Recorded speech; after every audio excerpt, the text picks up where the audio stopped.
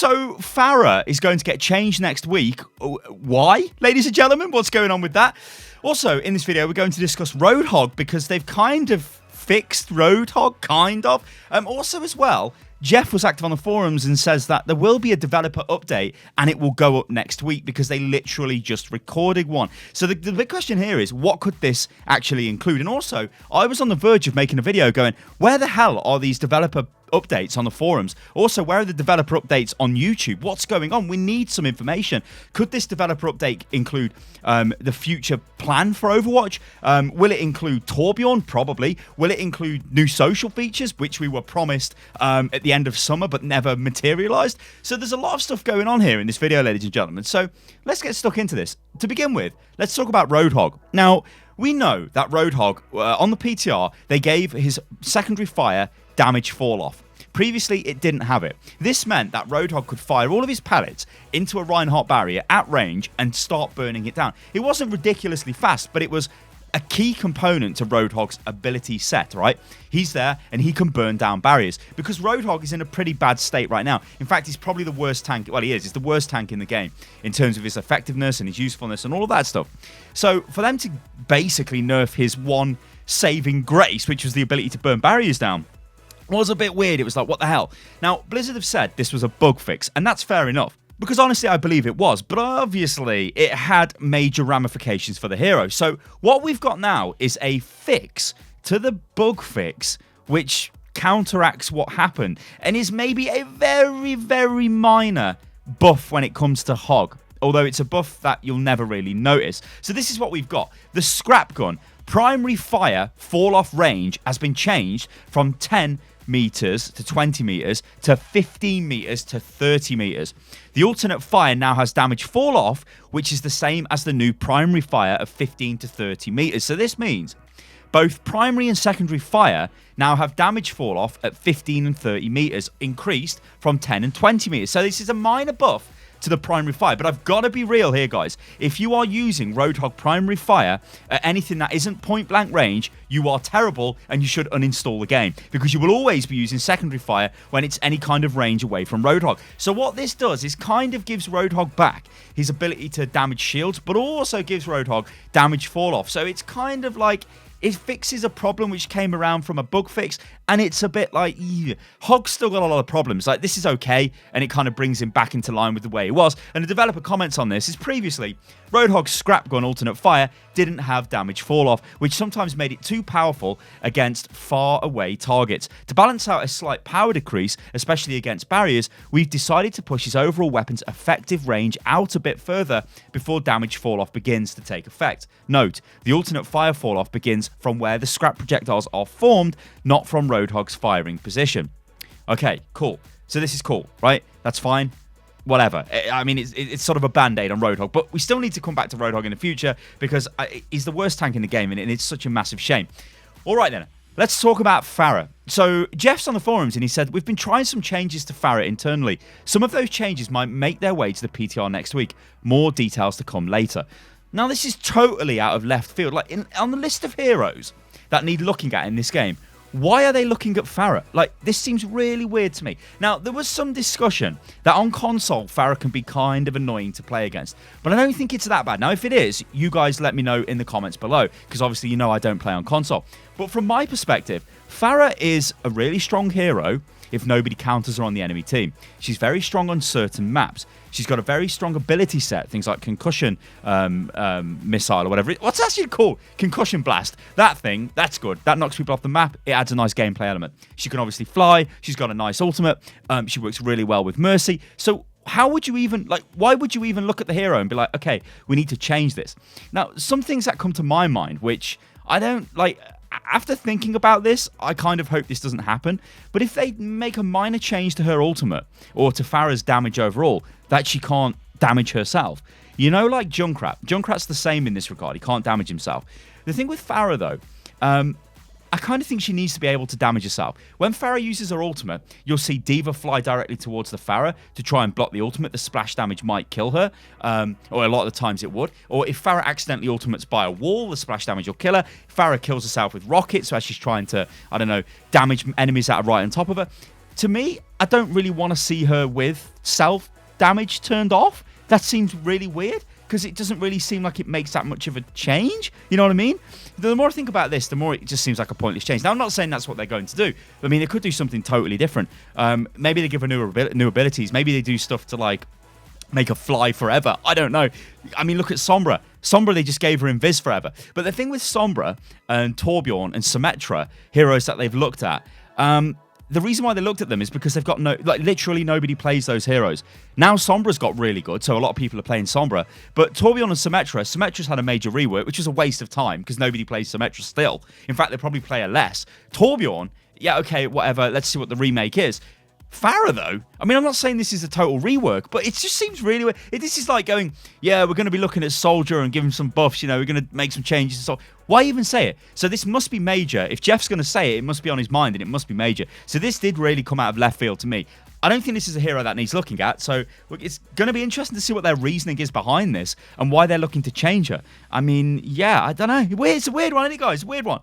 Developer updates. Now, I've got to be honest here. I have made a video where I'm like, guys, where are the developer updates? Why haven't we had a dev update for ages? Why are the devs quiet on the forums? Now, of course, that video is redundant now, so I'm not going to use that video. But Jeff has said that there will be a developer update and it will go out next week and that they've just recorded it. So what is going to be in this developer update video? What does the game need right now? Well, if you guys remember when I interviewed Jeff, we actually spoke about the social features because it was at the time where LFG was just introduced with the endorsement system. Now, one thing he said in that interview is that we would get more towards the end of summer. Now, it looks like whatever has happened, maybe it was delayed slightly, maybe the whole Korean FanFest thing pushed this back, I don't know.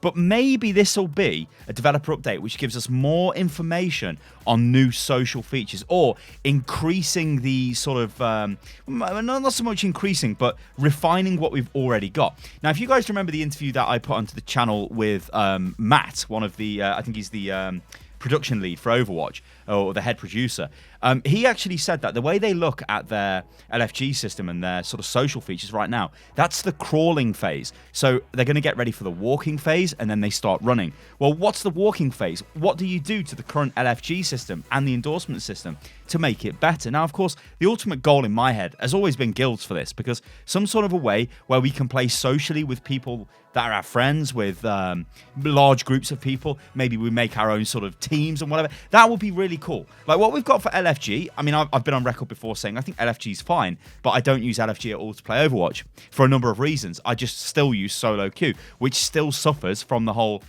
we've got 4 tanks this game, or we've got 5 DPS, or we've just got somebody who's tilted out off his brain or whatever. Now, maybe they'll look at introducing some sort of role select. That could be something else as well. So this dev update could be a social feature dev update. The thing it could be, which could possibly be the least interesting dev update, would be a Torbjorn update, right? So if it's just a complete update, which all it talks about is Torb and what they've done to change the hero, then, all right, it's going to be interesting because you're going to get to see what's going on with Torb. But I think things like social features are just a much bigger issue. Beyond the Torbjorn one which you could get. Now, of course, in terms of what we know about Torbjorn, it's kind of limited. We know that the turret is now deployable, completely built, so Torbjorn will throw the turret down and it will just instantly deploy. They're getting rid of the whole hammering on the turret to upgrade it and all that stuff. They're making him feel a little bit more dynamic, so it's almost like he's still defensive, but he's going to be able to set his turret up in locations where there isn't any setup time. Because you think about Torbjorn right now, he drops his turret, he bangs on it, it's like, oh, this is great. He runs around collecting scrap, he throws armor packs down. It's not the best. The turret gets destroyed. The enemy team, like, you don't have time to rebuild it, right? So half of your kit is not really in the fight. If you could just throw the turret down and it's instantly deployed, then that means you've got that kit, and it means you can move the turret around and be really annoying with it as a fight breaks out. So that could be really cool. So yeah, it could be a Torbjorn-focused developer update. Wildcard, it could be a Pharah-focused one, which would be really weird because, I mean, this is just one little minuscule post that he's made on the forum, so I doubt Jeff is going to be sitting there talking about Pharah. What I would really like to see, though, is them coming out and making a statement on the future of Overwatch, on where the game is going, giving us a content direction for maybe the year ahead. What is the future of Overwatch? Because if you look at the past, we obviously had like the whole launch of Overwatch, then we had all of the new events, and then we go into the next year and Overwatch League starts to get worked on. We get the Overwatch World Cup and all of that stuff, and then we move on and we move on. And we come to now. Like, I feel a little bit lost following Overwatch right now because I don't really know where we're going. Like, I don't know what we're looking towards. Yeah, next year in January, we get Overwatch League Season 2. Hey, that's fine. We've got the World Cup going on right now. Okay, that's fine. But these are events that are happening outside of the game. What about me as a player of the game? What am I looking forward to? Is it just, okay, we're now getting ready for a new hero? Tease, which is going to be, well, we're getting ready for an event, then we'll get ready for a new hero tease, then the hero will launch at BlizzCon, and then we go into January and it's World Cup, and then maybe we get some information about replay systems and all of that stuff. So where is the game going? You know, I made a video recently and I said, look, we need an expansion or some sort of major content drop to Overwatch to make people get really invested back into the game, because as we stand right now, we are almost at the point where we basically have all of the loot, right? If you've played the game like me, and there's people out there that play the game way more than me, you will have a lot of loot. You'll have probably all the skins you really care about for the heroes that you care about and whatnot. Beyond that, what are you playing Overwatch for? Probably to try and rank up in competitive. But what's the problem with competitive is that it's a bit random, yeah? You know, in fact, this is going off on a little bit of a tangent, and I don't want to spend too much talking about this in this video. But I have 2 accounts that I've been playing this season. One of them right now is at 3,980 something. But the highest it was this season was just over 4.1k. It was like 4,120 something it was. That's playing tanks. I've also got another account that you guys see me using footage of on the channel. This is the Absolute Unit account, which is in Diamond. But it is literally stuck in Diamond. Now, how can that be true? Like, why is that like a 3.2k Diamond account? Now, you're probably laughing like, what the hell, Sty? You know, surely you can get out of Diamond. I can.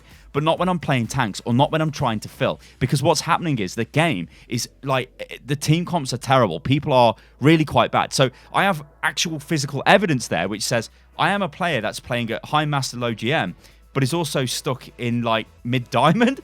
Hey, on 2 different accounts, sure, like obviously. But why? Like, what's going on there? It's because in Diamond, a lot of people are not throwing, but they're just doing whatever they like. Now, I've noticed a little thing which seems to be happening with Diamond is players from like Masters and above. Like, because you could say that Absolute Unit is like a Smurf account of mine, right? It's not a Smurf account because a Smurf's intentionally playing at a lower rank than you should be, but it's like an alternate account. But a lot of people from Master and GM could play in Diamond, and they almost use it like a warm-up or just like a mess about or like whatever, I'm going to play this hero. So it means the quality of the games really decreases. So if they can do something to fix that, and not just for that rank, for every other rank, that would make the game like so much more interesting. Because the most frustrating thing in Overwatch is when you get a bad team, right? Now, of course, there's people out there that don't play competitive, and that's fine. But yeah, I don't know, guys. Like, what do you think we're going to see in this dev update? Why do you think they're looking at changing Pharah? And do you think this Roadhog like band-aid is enough to sort of get Roadhog going again? It's a bit weird, isn't it? Roadhog needs love, ladies and gentlemen. All right, guys, I'm losing my voice, but I'm going to leave it at that. I've been Stylosa, this is Unit Lost. If you enjoyed the video, then like the video. And remember, you can follow me on Twitter, which is @UnitLostGaming, and I will catch you lovely lot on the next one. Toodaloo, guys.